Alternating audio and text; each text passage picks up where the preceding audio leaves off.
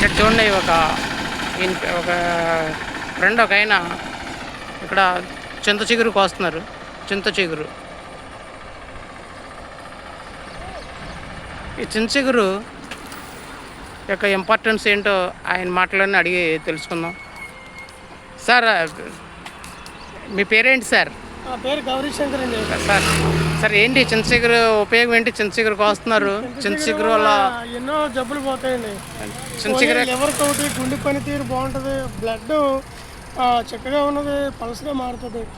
ఈ కాలంలో వచ్చే చింత చిగురు పప్పులో కానీ ఇంకా కూరల్లో కానీ వండుకుని తినడం వల్ల చాలా గొప్పగా ఉంటుంది.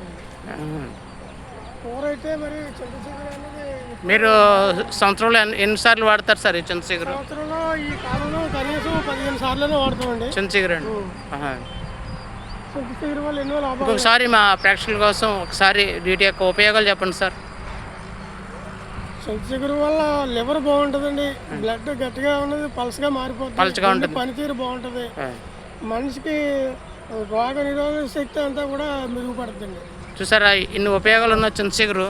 ఈ చింత చిగురుని మనం ఇంతకుముందు ఆ బొట్టలోను వాటిలోనే వేసుకుని వచ్చి అమ్మేవారు, కానీ ఇప్పుడు వాళ్ళు కూడా కరువు అయిపోయారు.